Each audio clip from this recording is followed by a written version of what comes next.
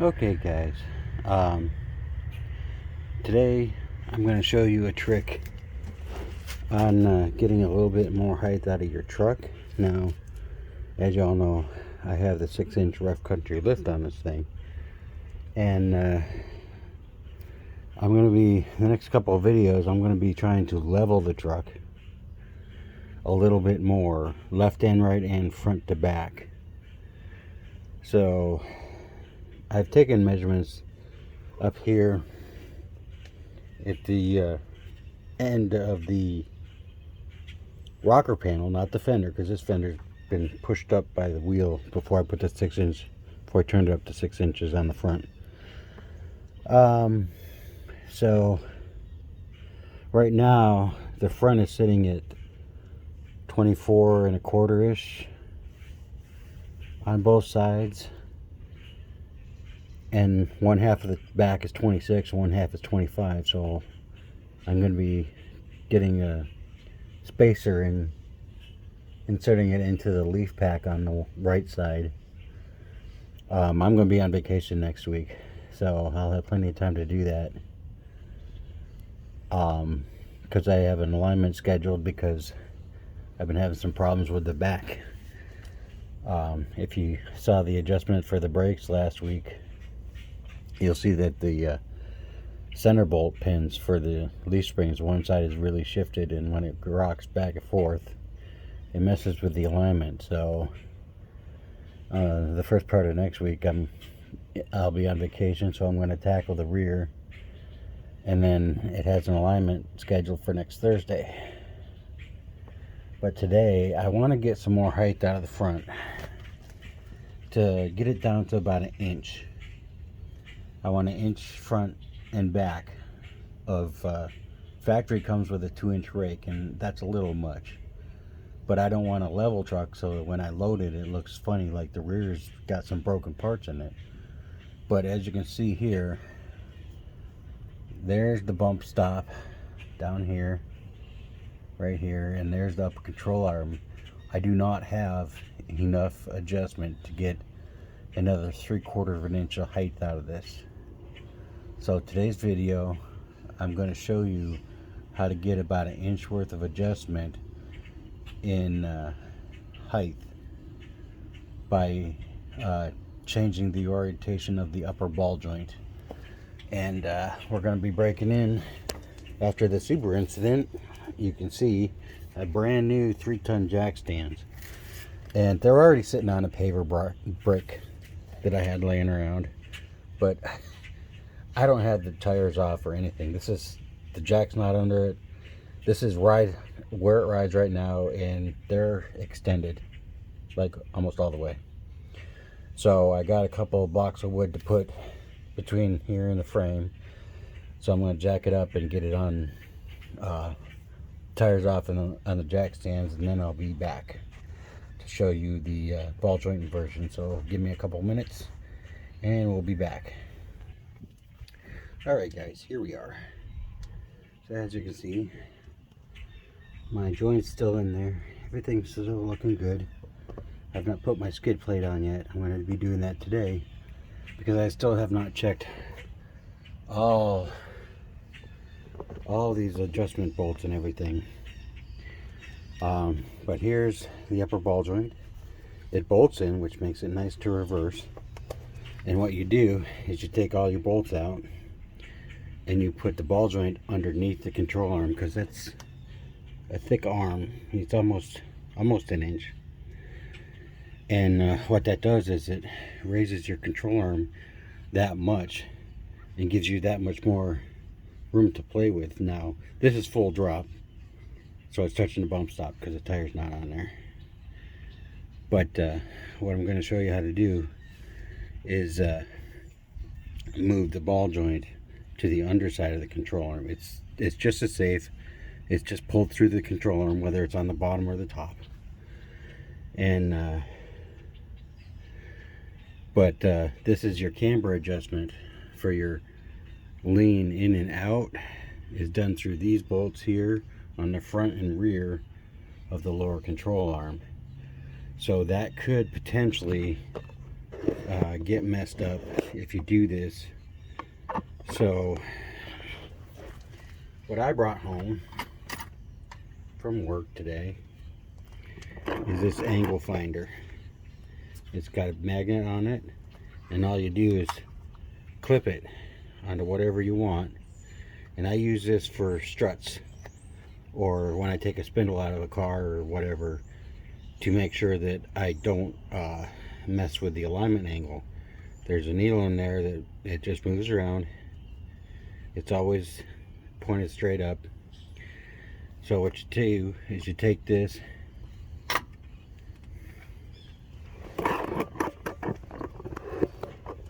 and you clamp it on the rotor. And as you can see,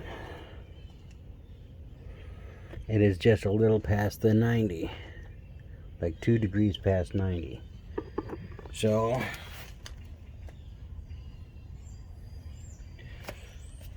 you can leave it there if you want, but I'm not going to, because I don't want to take a chance on messing it up. Now these bolts are just 13 millimeters, and I'm thinking that I can maneuver it through here without taking it out of the spindle or knuckle, whatever you may call it. So I'm going to take all these bolts out and see what I can do. I mean, it's not a big deal to take the castle nut off the upper ball joint and separate it. It just adds more time to the video. So I'm going to start by removing these bolts. I did freshly grease everything the other day at work.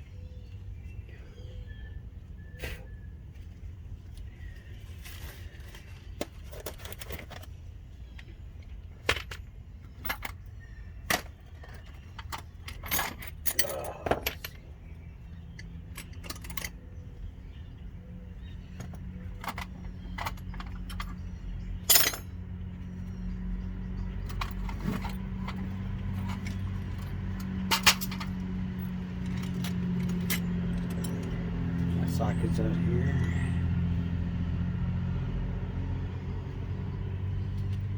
$13mm right there. It's probably actually a 1/2 inch, but it's not a 12. So it is definitely a 13.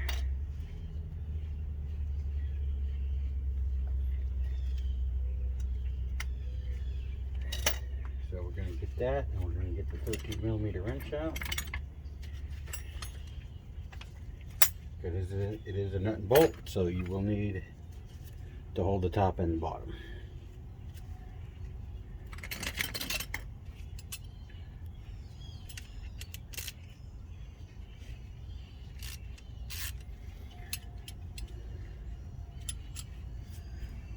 And all you do, put the wrench on the bottom, crack it loose, and you could use power if you wanted to, but that's a bit overkill for these small bolts.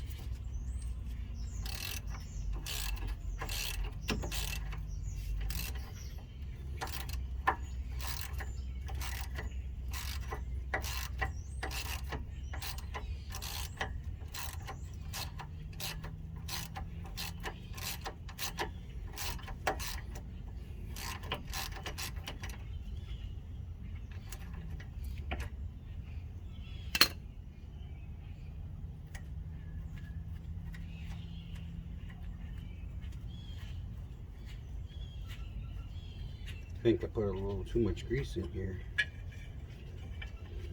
Getting kind of nasty. And that's all it is. It's a hardened bolt. They're small, but they're hardened to take the strain of the ball joint. All the pressure.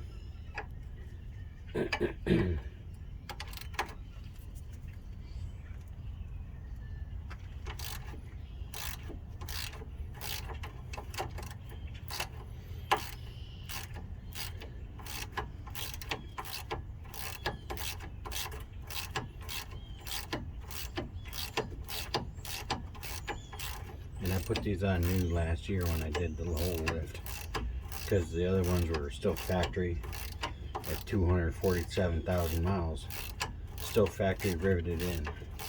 Not sure if the control arms were ever replaced, which would be new bushings and ball joints, but they were still good. I just didn't want to add the stress of the lift to older ball joints that more often going to fail if you do that.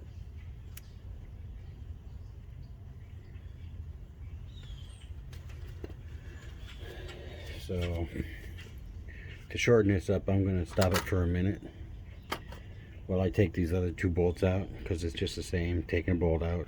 So I'll be back in a second. So I'm back again. I did get all the bolts off, but you can't get these bolts to slide down through unless you take the big nut off. And I've got it about halfway off, a quarter turn at a time. Unfortunately, it's a 26mm nut because I don't have any standard wrenches here, but it's the only way, because you have to put the bolts up through so that nothing touches the spindle when you make your turns. So I didn't want to waste a whole lot of time, but we're going to do a little wrenching here. It's almost out, and then we should be able to just slide the ball joint right out of the spindle, or right out of the control arm, and reinstall everything.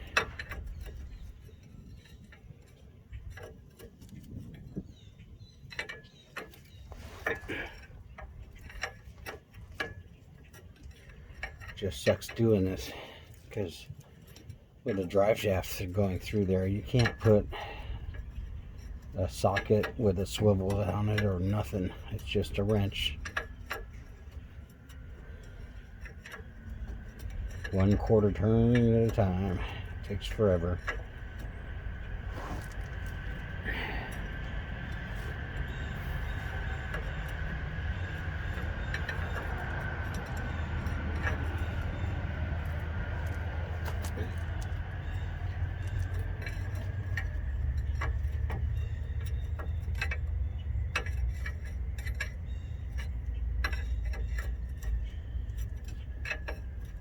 It's probably going to spring out,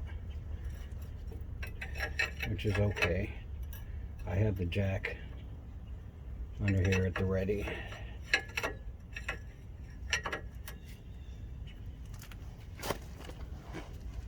In case anything bad happens. The worst that's going to happen is this is going to lean forward and try to pull the drive shaft out. So, one of the ball joint things already fell out.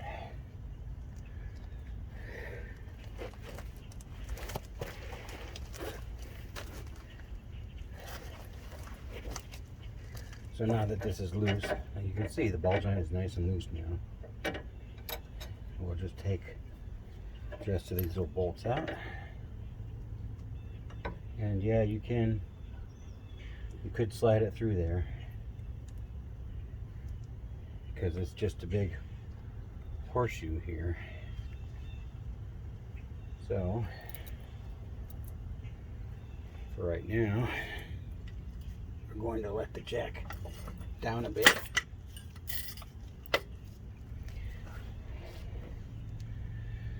And take the ball joint.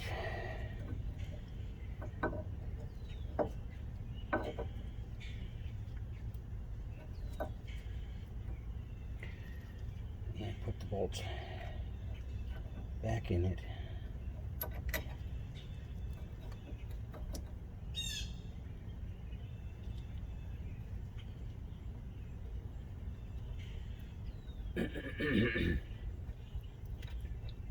Like I said, this here is almost 3/4 of an inch, so it's going to give you that much more adjustment on your torsion springs. So even if you wanted to just not lift your truck and maybe just level the front like some people like to do. That's the easiest way to do it, because then you can turn your torsion key up just a little bit more without creating odd angles on your ball joints and your front drive shafts.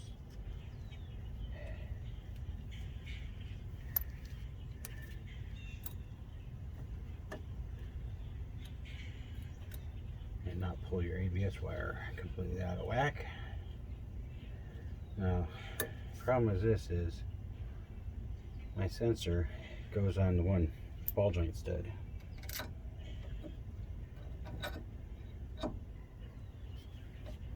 So everything is already fully extended.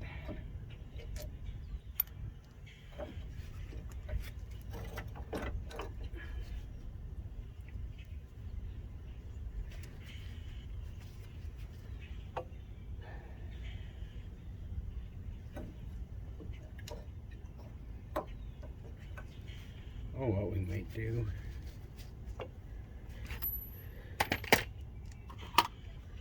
is grab a 21mm wrench and socket and go ahead and loosen these cam bolts up. And you put your ratchet on the nut side so you don't spin the bolt.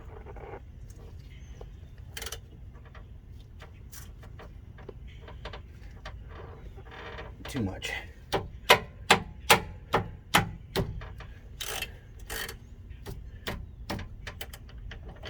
Because you don't want to lose your adjustment quite yet.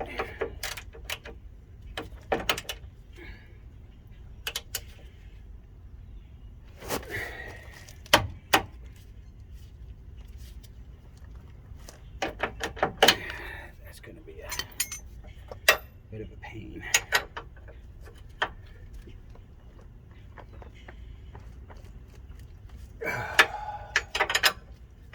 Because I put this on to Dwayne's foot-pounds.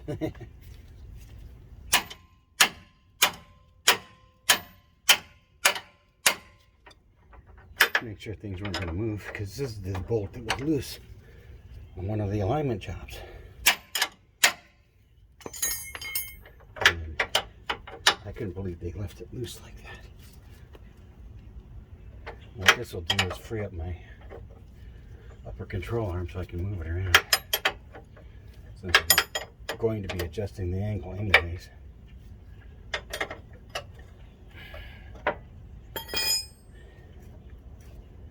That should allow me to be able to pick it up. So.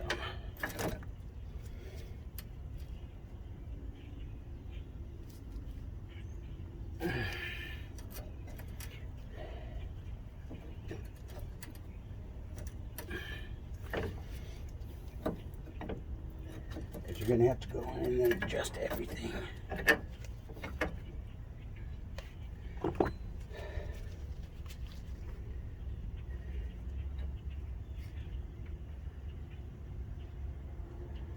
Including my ABS sensor.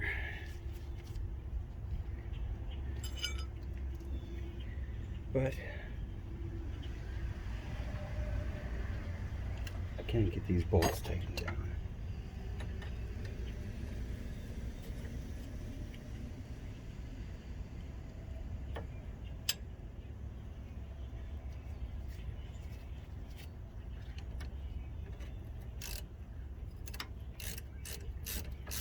I'm gonna have to deal with that drive shaft. I didn't realize it was gonna pop out like that.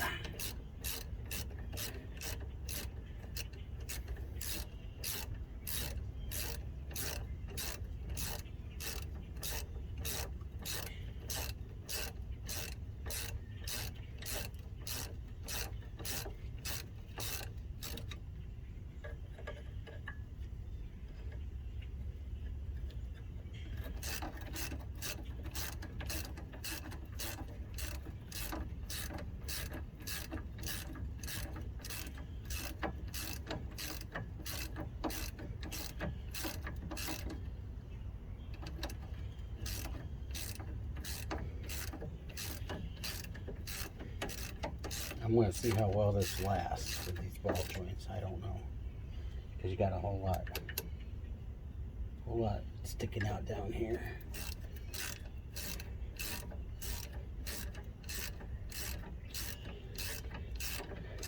But rather than take off my bump stop and get closer to metal on metal contact,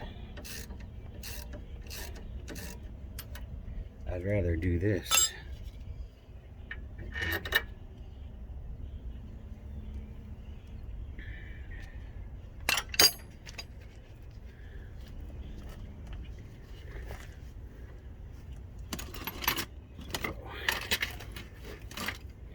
Need to find my pliers. Open this up a little. I can adjust that back later. That way I can get all these bolts tightened down together.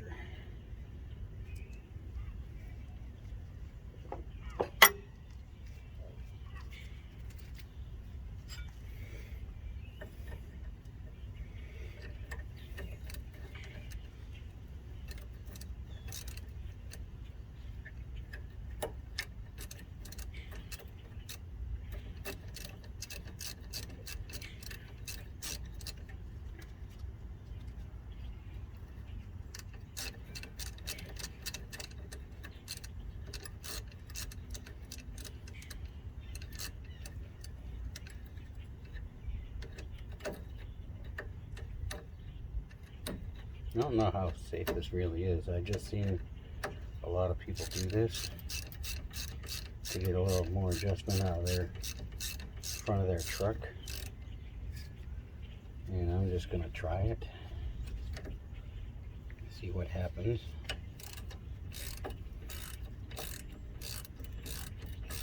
Obviously, if we have a failure, you'll be hearing about it.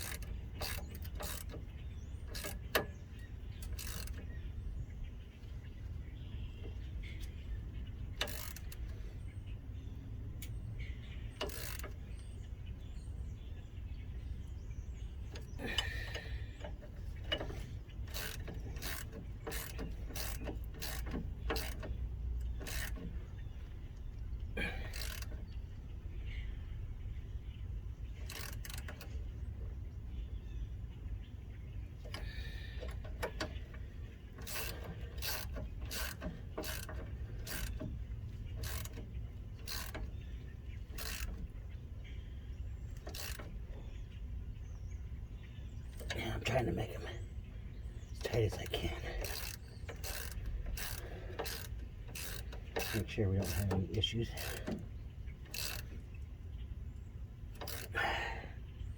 Later going down the road. So there, that's a ball joint inversion. I guess that's what it is.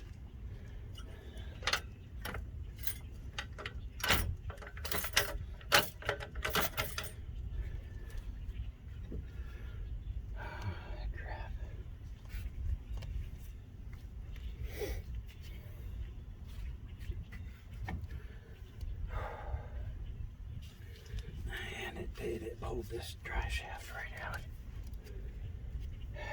Is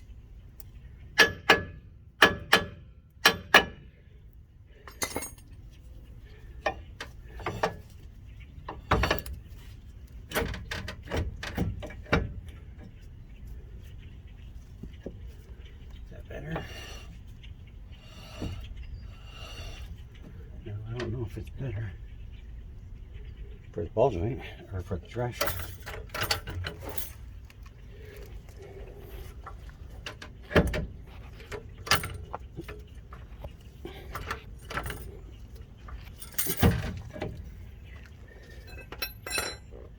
And of course, castle nut stayed in the wrench.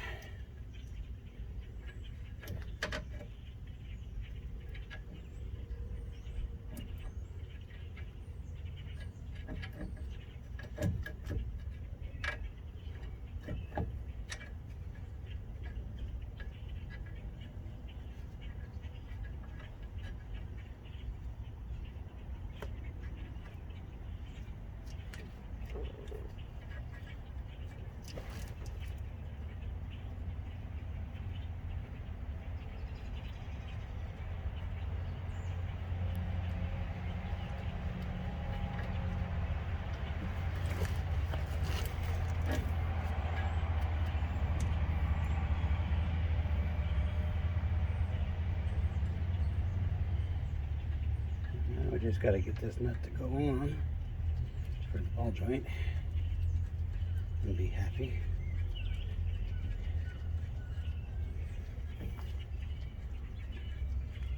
And I had to adjust my steel brake line a little bit more.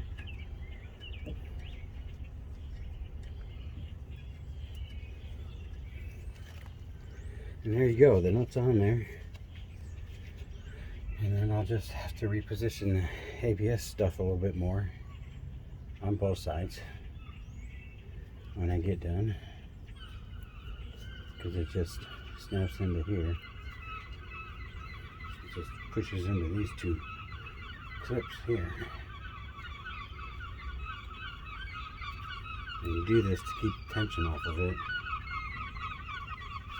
And it looks like it's split here already, which means I'm going to have to repair that wire harness. But we got done this video what we set out to do. I wanted to show you the ball joint inversion. So the rest is just, you know, tightening up the castle nut and doing the angle finder.